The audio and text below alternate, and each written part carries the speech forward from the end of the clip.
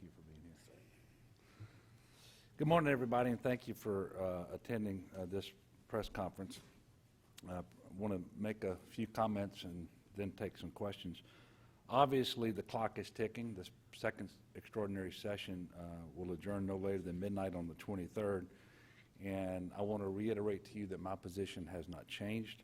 I am as committed today as I was on the first day of this special session to fully fund the TOPS program, K through 12 education, higher education, and our critical health care services, as other essential needs for the state of Louisiana as well. The decision of whether or not we're going to be able to do that at this point rests with the legislature, particularly those members in the House of Representatives who have consistently said they're against additional new revenue, but yet refuse to endorse a set of spending cuts that would obviously be required in the absence of revenue. Those same legislators who refuse to offer their own plan are somehow hoping that money is just going to show up. And while everyone should be hopeful, I learned a long time ago that hoping is not really a course of action. And if the news from the state's economist is any indication, we're in no way out of the woods. The hole is likely deeper than we thought it to be. So I've offered plan after plan to help solve this crisis, but the truth is I can't be both quarterback and receiver. I can't offer the solution and vote for it as well.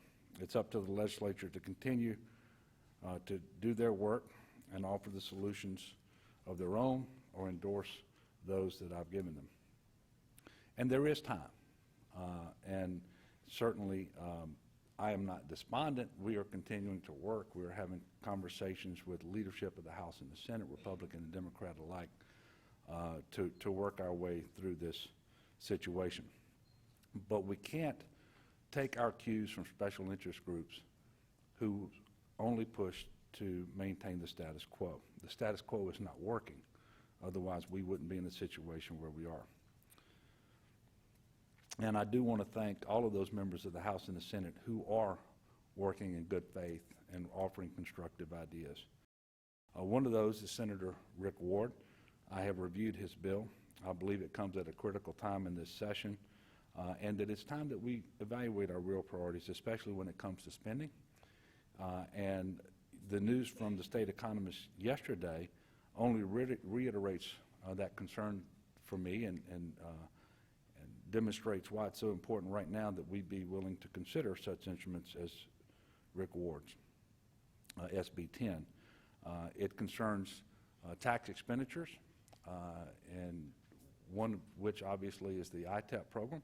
The other is the inventory tax credit. Both are ad valorem tax expenditures, and it simply says that if you're a manufacturer, you're going to have to choose between the two. You can't get both.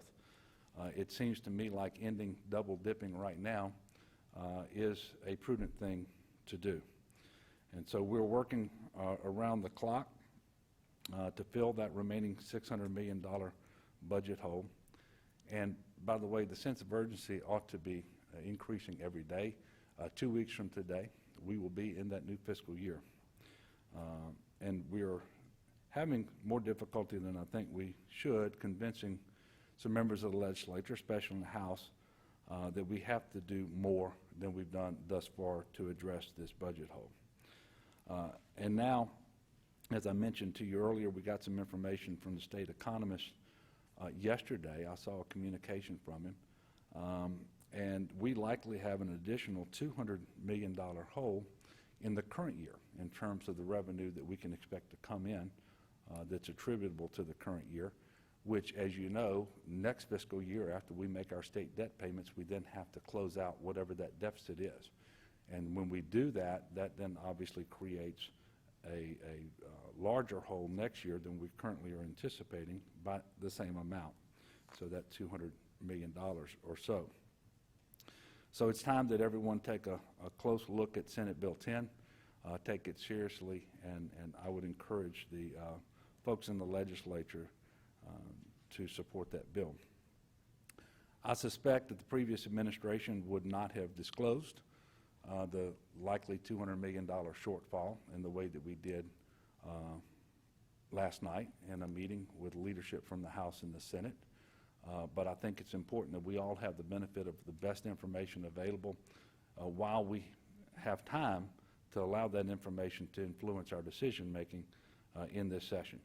And certainly I don't want anyone to be able to say that they were surprised with information that was available to us but not available to them. Because the days of kicking the can down the road are over. We are going to be transparent and public about what we're doing, and we're going to offer real solutions to stabilize our budget now. So I will continue to meet with legislators day and night.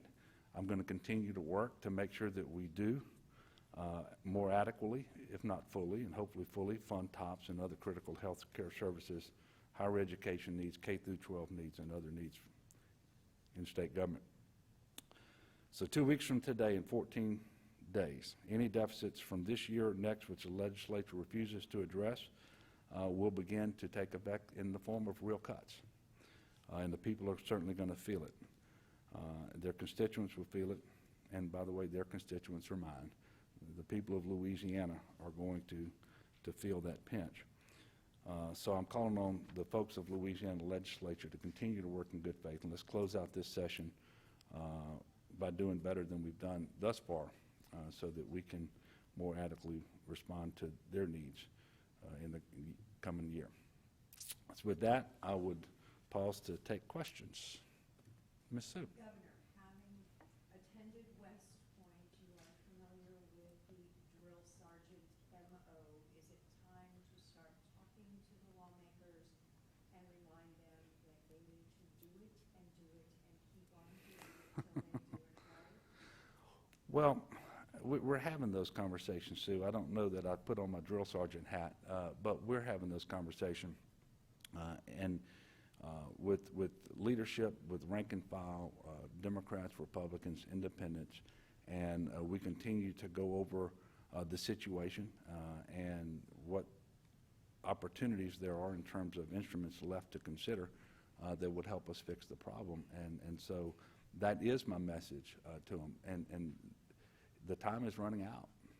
And you know, the way the legislature typically works is that they delayed movement until the last possible moment. Well, we're rapidly getting there, and so it's time to move these bills. Yes, ma'am. Have you had a chance to look at the supplemental bill by Chairman Henry? And do you agree with the way he's distributed the funds that are in that bill? I have not looked at the bill itself, but I've seen a summary of it. I will tell you that I certainly have some disagreements with it. For one, I don't believe that there's as much general fund that can be taken from the Department of Health as he takes in the budget, because while we did raise a significant amount of revenue through the insurance premium tax increase that is going to go to the medical assistance fund, it doesn't free up dollar for dollar a like amount of general fund that can be taken out of the Department of Health and spread around. And I think he overestimates the amount of money that can be taken out because we have certain legal obligations that we have to do with that money to use it for healthcare needs, to draw down, match, and it's just not all available. But other than that, I am, for the most part, pleased because there's not a huge divide between the administration's priorities and Chairman Henry's priorities, and I'm going to say the House. I don't know that the House embraces them yet, but I think they probably will. And quite frankly, the Senate. I've had enough meetings with senators on the Finance Committee now to know that there are not great divides. But what I can tell you is the $222 million, I think, that is in the supplemental appropriations bill right now is inadequate. And we have to keep working to get that number up, because at the end of the day, it's much easier to adequately fund critical priorities if we have more revenue than the $222 million that's there. Can I just ask one follow-up? Sure. Have you looked at the K-12 education funding breakdown? Mhm. It seems like non-public schools and vouchers are getting close to the same amount of money as the MPA is getting. Yeah. Well, I saw that, and it didn't escape my attention, and clearly that's one of the areas where I have some disagreement. But that's not a huge matter. I think we're going to be able to get that resolved. Yes, ma'am? I didn't hear you mention 1838. Have you shifted focus to mainly thinking that SB 10 has the most ability to gain traction in the legislature, or are you giving up on SB 38? Certainly not giving up on House Bill 38, which is by Melinda White. It's an excess itemized deductions bill, which is introduced, would reduce the deductions from 100% today to 57.5%. There is likely going to be a different approach with that bill, however, with an amended version, not the currently amended version where it's all given back in the third year, because I think that policy is awful. I don't believe that the credit rating agencies would be pleased at all with that kind of approach. And so, excuse me, I expect that the focus on that bill going forward will be to pursue an amended version that would leave the excess itemized deductions at 100%, but you wouldn't be allowed to get a deduction for state taxes previously paid. Because when you pay your state taxes this year, the state taxes you paid last year ought not be, in that deduction. And I think that's a better tax policy. The fiscal note would not be as high as we would want it to be. It's slightly more than half, I think, of the current fiscal note. But I think it's easier to understand, and everyone would know without a doubt all of the charitable donation and mortgage interest are fully protected, as are every other deduction. It's just the one for state taxes previously paid. And because the bill is easier to understand, has a lower overall fiscal note, affects fewer people, and it affects them less adversely, combined with the fact that we now know more about the fiscal condition of the state, and it's not good news, that would provide all the impetus that we need to move some votes in favor of the bill. So I think you're going to see an approach. So I'm certainly not giving up on Senate Bill 38. In fact, there are only two real revenue-raising instruments out there left for consideration, and those are the two, and we are pursuing both of those. Tyler? I have a question, but I think there's a third one, isn't there? There's Senate Bill 6 by Morrell dealing with inventory tax. Yeah, when I say real, I'm talking about just in terms of the fiscal notes. I mean, Senate Bill 6, I don't know that the fiscal note was that high, and it may be. That's going to be considered by the House, and I think it makes sense to me, and so that we restore the refundability of the inventory tax credit at the lower levels, so that more small and medium-sized businesses get the full benefit of that refundability, but take it away in part above $500,000 and take away completely the refundability above $1 million. I think that's the breakdown. I know that he was able to successfully present that bill in the Senate. I hope it'll get some traction in the House too, because it seems like a smart way to move forward under the circumstances. That actually wasn't my question. It was just that I believe there are three. The question I want to ask is this. Louisiana governors have tremendous power. We all know that. And you've been meeting time after time with these legislators, and yet you have not been able to convince them. You have a lot of arsenals a lot of weapons in your arsenal to convince them. What does this say? Is there something about your leadership that's not working, or is there some other reason you haven't been able to convince them? Well, first of all, I would question some of their motives rather than my leadership, first of all. Secondly, as you know, I do have an awful lot of authority. I am exercising that authority in the way that I think is best for the state of Louisiana. But the question is almost premised upon failure. I don't believe that we have failed. And I know that we have an opportunity to be more successful, and I'm doing what I believe is best in terms of putting us in a position to be successful. It is true. I don't call people up and threaten their capital outlay. if they don't vote for something. That's not, that really isn't my style. But I do have conversations with them on a very frequent basis to try to figure out what their opposition is and where we might have some common ground that we can move forward on. I think at the end of the day, that's going to serve us very well. In your opinion, Yes. in your opinion, what do you think their motives are? The motives of, Them, oh, not voting for well, the folks who just seem to be part of the problem, they oppose every potential solution and offer none of their own. You know, I would think that it's better, that's a question better addressed to them. I just know that, and by the way, we're still not talking about a majority of the members of either body. It is a minority of members, and it's a question better addressed to them. I just know that we need to move forward together, and there always is room if people will sit down in good faith and reasonably discuss the challenges and the potential solutions to move forward.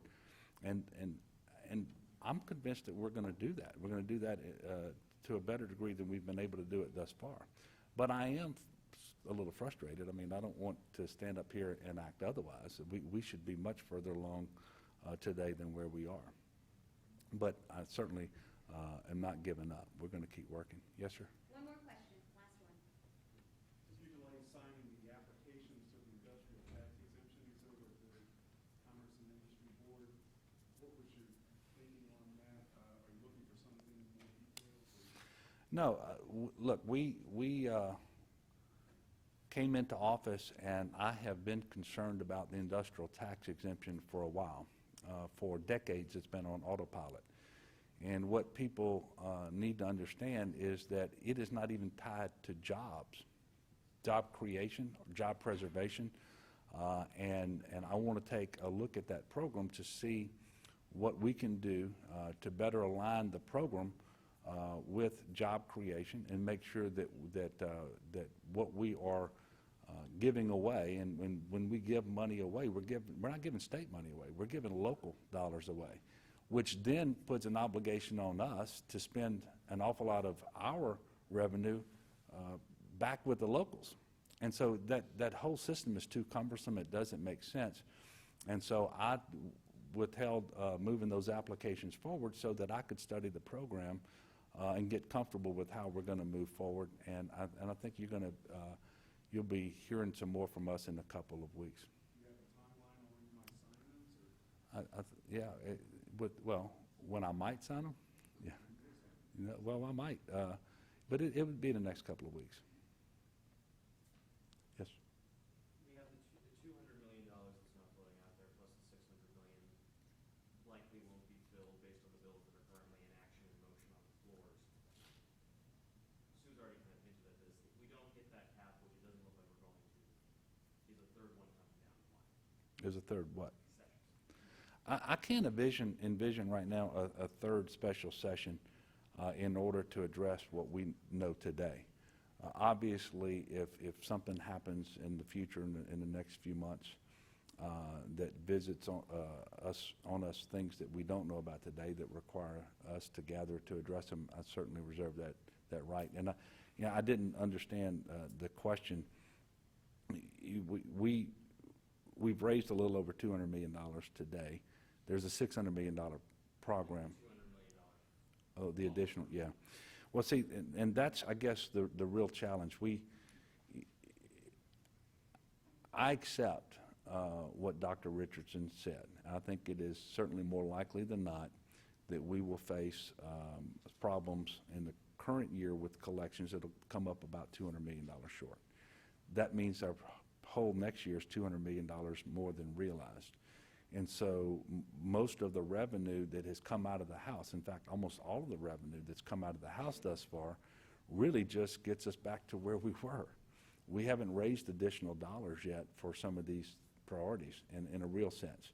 So that's one of the reasons why I hope that we will do better. I expect we'll work very hard to make sure that we do better over the next 6 days. All right, y'all are really pressing it. Do you have any artist security